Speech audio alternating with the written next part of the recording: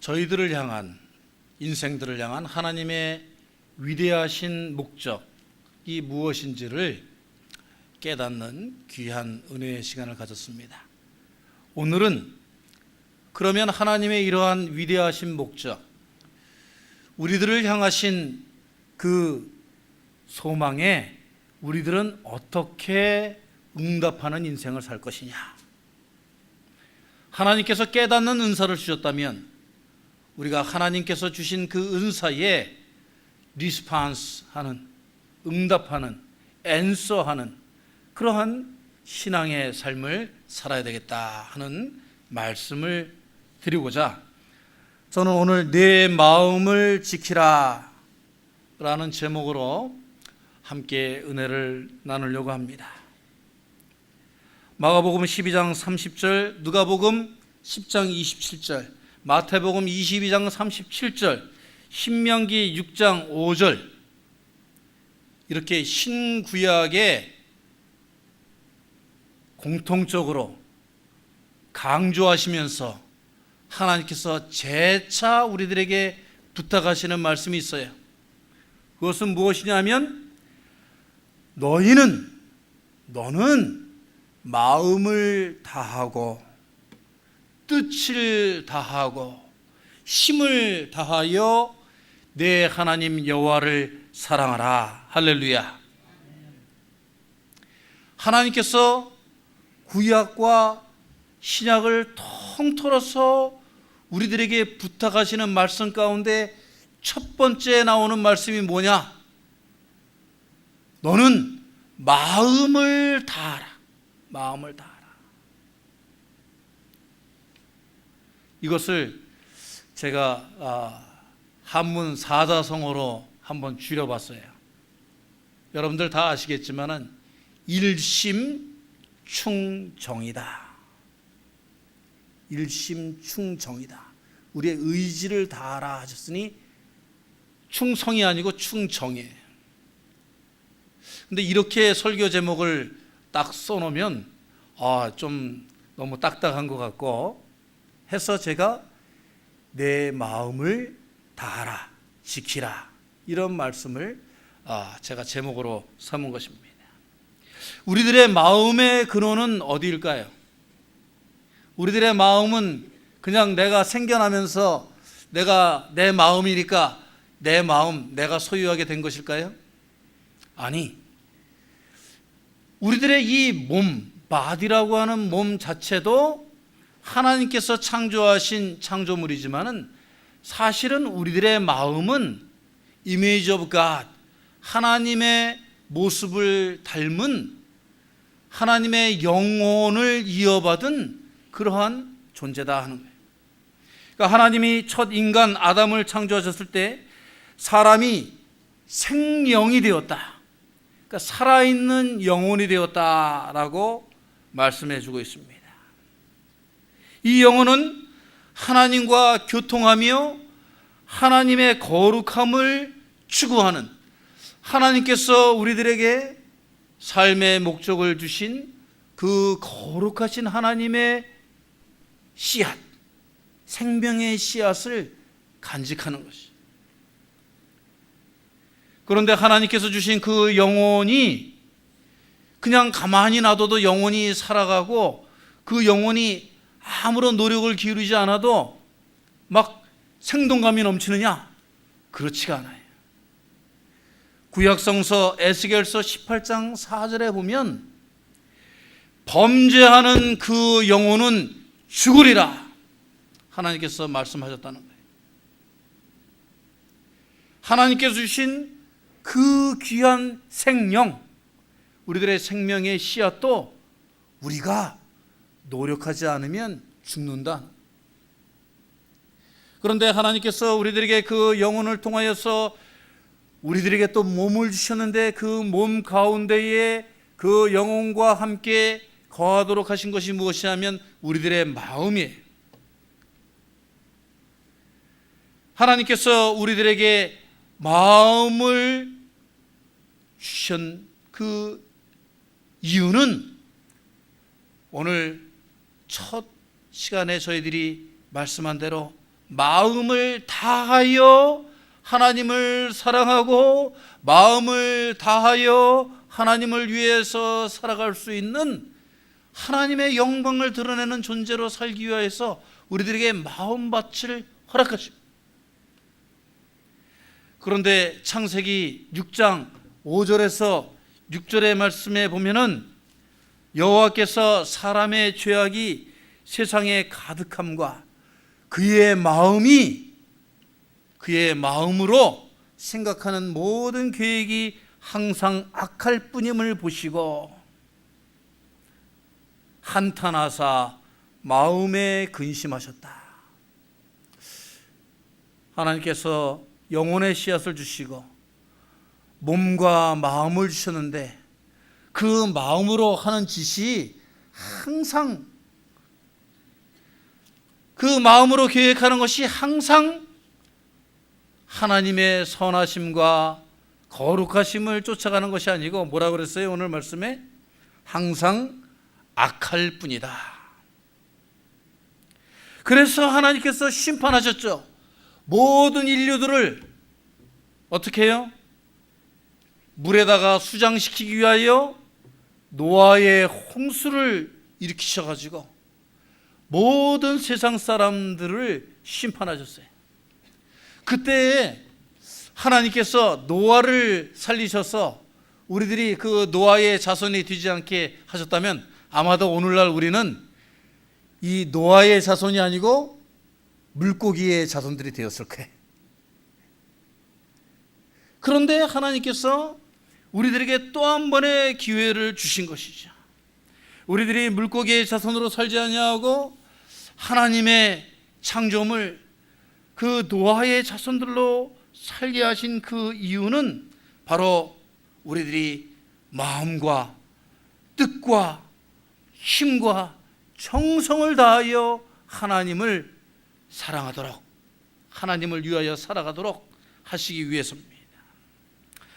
신약성서 누가복음 8장 13장 그리고 이제 네 가지의 그 말씀 가운데 네 가지의 마음의 밭을 우리들에게 주셨다, 그렇게 허락했습니다. 그런데 이 네 가지의 마음의 밭의 종류를 보면 뭐예요? 첫 번째가 길가의 마음이 있어요. 길가의 마음. 씨앗이 떨어지긴 떨어졌는데 우리들의 마음밭이 길가와 같아가지고 그냥 세상 사람들과 세상 마차들의 우리들의 그 마음밭을 내놓는 거예요. 그래가지고 하나님의 믿음의 씨앗, 은혜의 씨앗이 떨어져도 마차가 와서 확 밟고 지나가고 또 모가 푸드드드 날라와가지고 쪼아 먹어요. 새가 와서 쪼아. 그런데 하나님의 이 말씀의 비유에는 정말 기가 막힌 그 비유에 비밀이 숨겨져 있습니다. 새는 뭘로 그 씨앗을 쪼아 먹죠? 새가 이렇게 손으로 딱 집어가지고 씨앗을 먹어요? 자기의 마음밭을 길가와 같이 내놓으면 새가 날라와가지고 입으로 딱 쪼아 먹는. 하나님의 은혜가 아무리 귀중한 은혜가 그 마음밭에 떨어져도 세상 사람들의 입으로 그 은혜를 쪼아 먹는다. 두 번째로 돌짝밭 믿음이 있습니다. 마음이 닫혀 있어요. 마음이 딱딱해요. 은혜 받을 준비가 되지 않아. 하나님의 은혜의 씨앗이 딱 떨어져도 그 씨앗이 어떻게 돼요? 돌짝밭 위에서 뿌리를 내릴 수 있겠어요? 요즘같이 날씨가 그냥 너무너무 무더운 햇볕이 쨍쨍 쬐는 날에는, 즉 세상의 환난과 재난이 많은 그때에는 그 돌짝밭 믿음은 금방 말라버린다 이게. 뿌리 내리지 못한다 이게. 세 번째로 그 가시덤불 마음밭이 있어요. 씨앗이 이제 땅에 떨어져서 뿌리도 내리고 좀 자라는 것 같아요. 그런데 가시덤불이 위에 덮어버려요. 세상의 근심 걱정과 염려와 물질에 대한 욕심과 그런 것들이 그 믿음이 자라지 못하도록, 그 씨앗이, 귀중한 씨앗이 자라지 못하도록 회방하는 거죠. 그런데 마지막 마음밭이 있어요. 어떤 마음밭이에요? 무슨 마음밭이에요? 옥토의 마음밭이. 그 마음밭을 정성스럽게 기경하고 돌짝을 걸러내고 소중하게 지키는 그 마음밭은 하나님께서 씨앗을 주시는 대로 뿌리를 내리고 싹을 내고 줄기를 내고 열매를 맺어서 100배, 60배, 30배의 열매를 맺을 줄로 믿습니다. 우리들이 하나님의 은혜를 갈급해 한다고요? 하나님의 은혜를 기다린다고요? 하나님의 생명의 씨앗이, 하나님의 위대한 목적이 여러분들의 마음밭에 뿌리 내려서 정말 아름다운 결실을 맺을 수 있도록 여러분들의 마음의 밭을 지키시는 거룩한 하나님의 존재들이 되시길 주의 이름으로 축원합니다. 오늘 잠언서 4장 20절에서 21절의 말씀 가운데 우리들에게 주시는 하나님의 음성은 첫 번째로 하나님은 너희의 마음을 지키시는 자다 라는 그러한 당부를 하고 계십니다. 여러분의 마음의 주인은 누구이십니까? 나 자신이라고 생각합니까? 우리들이 입버릇처럼 얘기하듯이 내 마음인데, 내 마음이야, 내 마음대로 하는 거야. 여러분들의 마음의 주인이 여러분이라고 생각하면 그건 착각 속에 사는 것입니다. 우리 몸 가운데 우리들의 마음이 있지만 우리들의 마음은 건강하고 생명력 있는 하나님의 영혼에 잇대어 있어야 합니다. 우리들의 감정과 지식과 지혜와 우리의 판단력으로 우리들의 마음대로 인생을 살 수 있다고 생각합니까? 여러분들의 인생을 되돌이켜 생각해 보십시오. 여러분들 마음대로 여러분 인생이 되어 오셨습니까?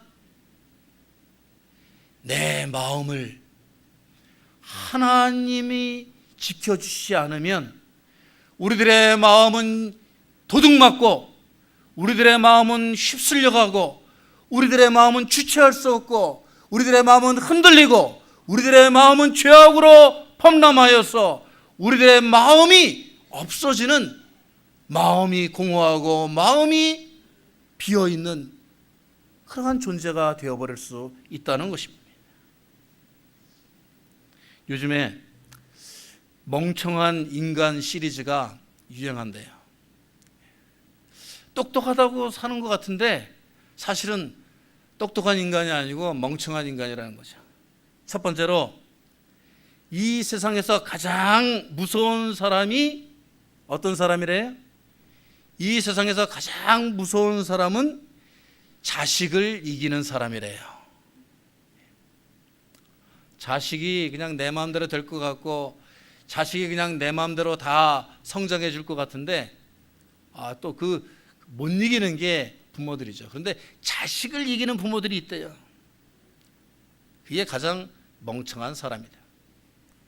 두 번째로 이 세상에서 가장 불쌍한 사람이 있대요.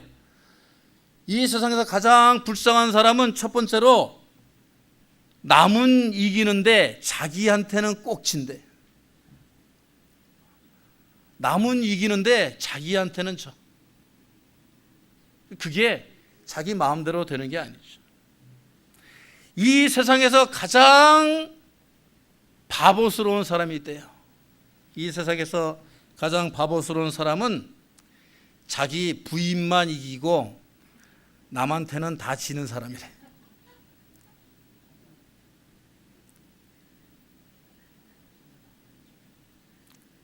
그러니까 우리들이 내 마음이 내 삶을 주장하고 내 마음이 다 내 마음대로 다 되는 것 같지만 우리는 이렇게 사실은 우리 스스로의 삶을 보면은 하나님 보시기에 참 모자라는 삶을 살고 있다. 이런 우리에게 하나님께서는 약속하십니다. 이러한 우리들의 마음을 보시고 하나님은 한탄하신다고 그랬습니다. 그래서 하나님께서는 약속하십니다.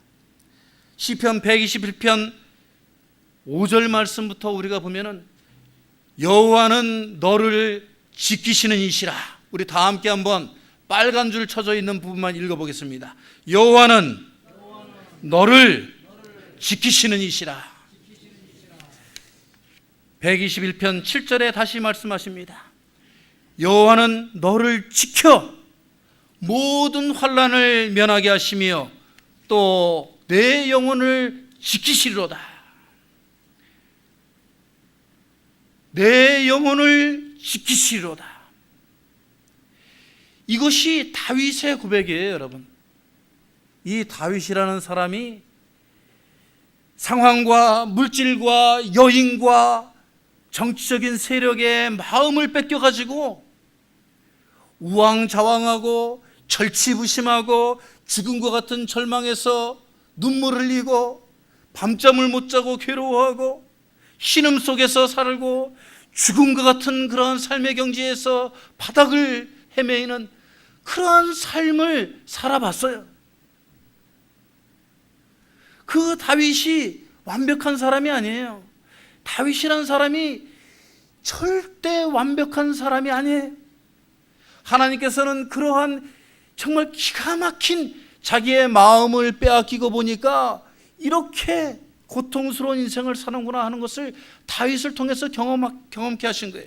그런데 다윗을 하나님께서 심벌로 하나님께서 위대한 왕으로 세우신 이유는 그럴 때 그는 침상이 젖도록 눈물을 흘리며 하나님 앞에 용서를 구하며 회개했습니다. 하나님, 내 마음이 하나님께서 지켜주시는데 내가 하나님을 믿지 아니하고 세상을 믿었습니다. 사람을 믿었습니다. 물질을 믿었습니다. 군사를 믿었습니다. 하나님 저를 용서해 주십시오. 하나님 저를 지켜주십시오. 하나님께 부르짖었더니 하나님께서 그의 삶을, 그의 마음을 지켜주신 줄로 믿습니다.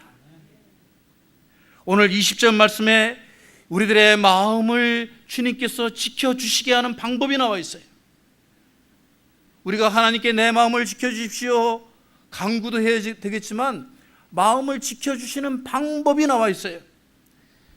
너희는 내 말에 주의하며 내가 말하는 것에 내 귀를 기울이라. 내 말씀, 하나님의 말씀에 주의를 기울여라. 내 눈에서 그 말씀을 떠나게 하지 말아라.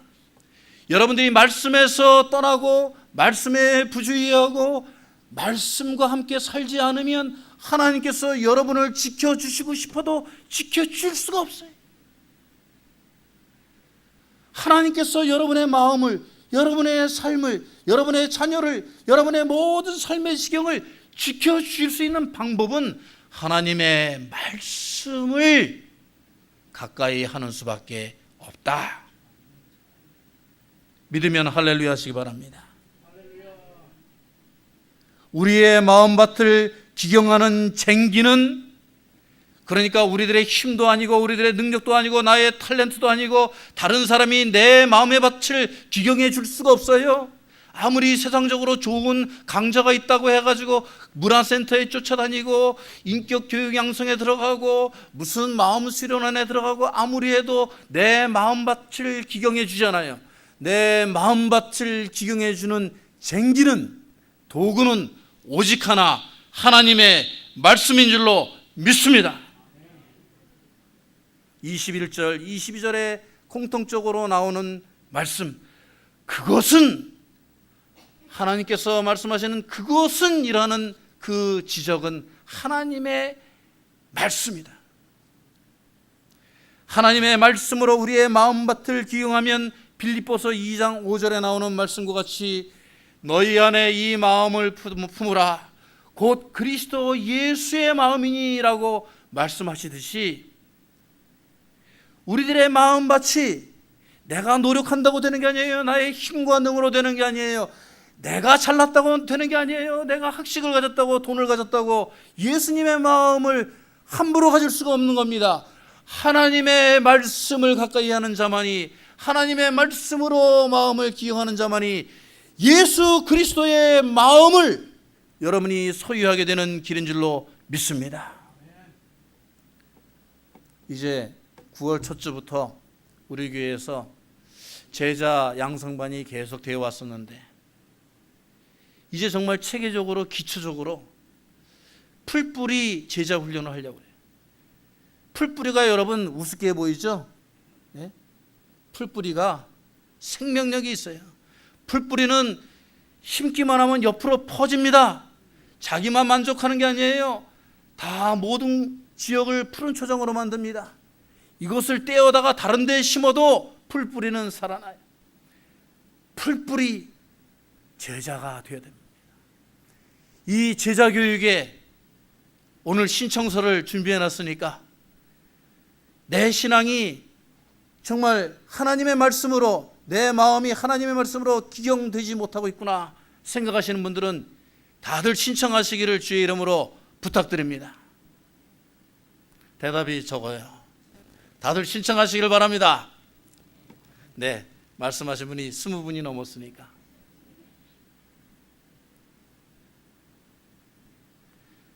두 번째로 오늘 말씀에서 우리들의 마음을 주님께서 기용하여 주시고 지켜주시는데 그 하나님의 말씀과 하나님의 능력은 우리들의 마음을 치유하시며 소생케 하신다고 22절, 23절에서 우리들에게 약속하고 계십니다.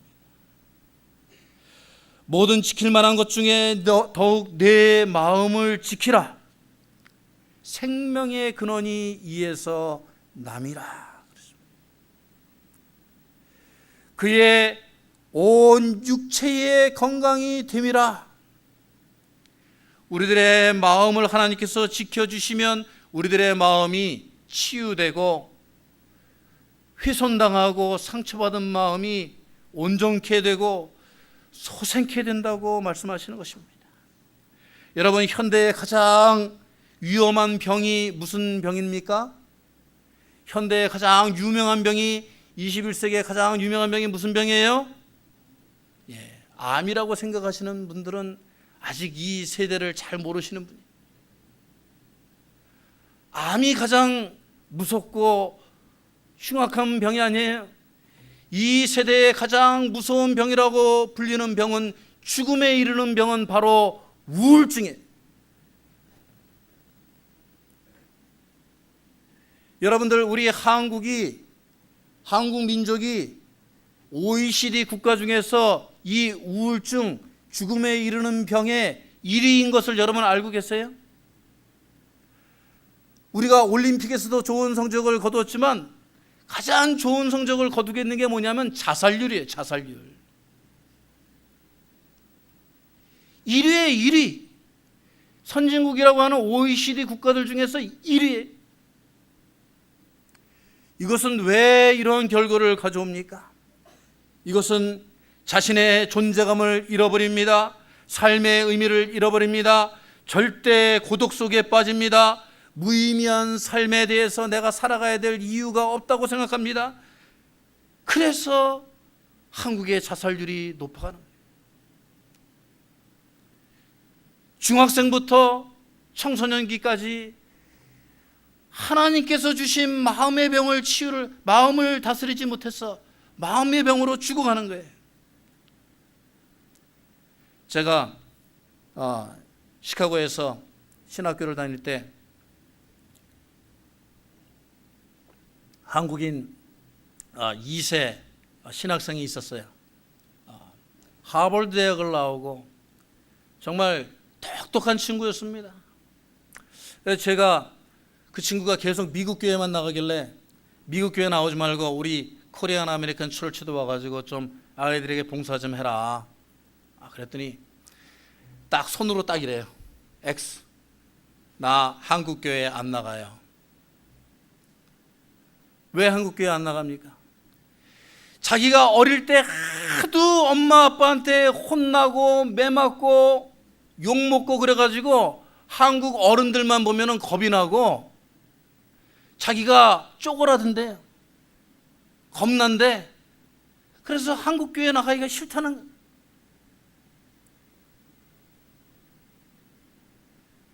정말 우리 자녀들에게 저도 많이 반성을 해야 되겠지만 우리 자녀들에게 이렇게 잘 되라고 우리가 가르치고 했는데 그들이 정말 자기의 자존감을 잃어버리고 코리안 아메리카노스의 자긍심을 잃어버리는 그런 일들도 한 것 같아요.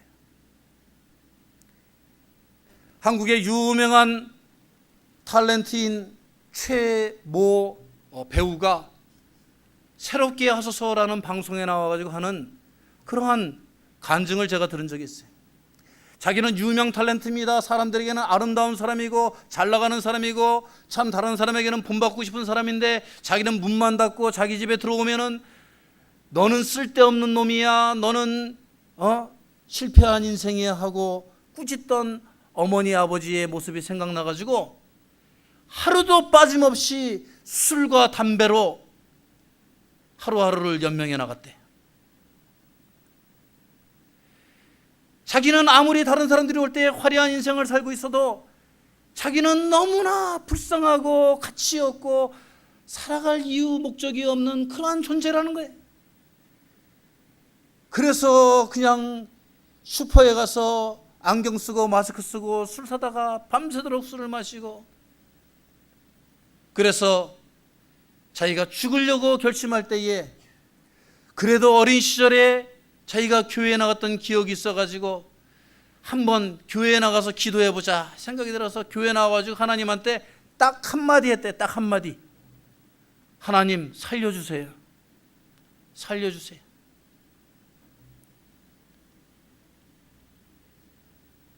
그때 하나님께서 자신의 귀에 울려주시는 말씀이 있었습니다. 너희 염려를 다 주께 맡겨라. 이는 그가 너희를 돌보심이라.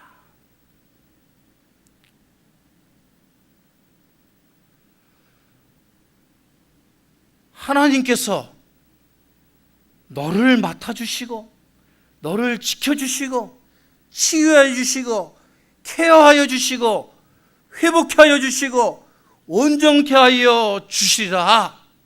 아멘. 여러분, 우리들의 삶 가운데, 여러분들의 마음 가운데 상처가 있습니까? 아픔이 있습니까? 생활고로 인해서 정말 고통스러운 지경이 있습니까?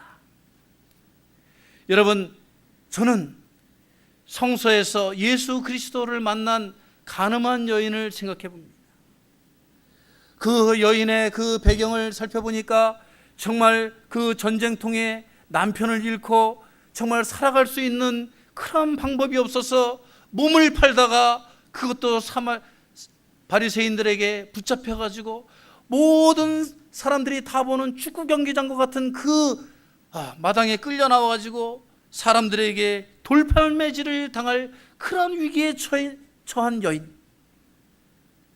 벌건 대낮에 인격적으로 살인당하고 바리새인들에게 이용당해가지고 정말 얼굴 들고 세상을 살 수 없을 그러한 위기에 처한 여인이 예수님을 만나니 예수님께서는 상상도 못할 방법으로 그 여인을 구해주시고 그 여인의 상처받은 마음을 싸매주시고 그 여인을 용서하여 주시고 그 여인에게 새로운 삶을 살라고 허락하여 주신 줄로 믿습니다.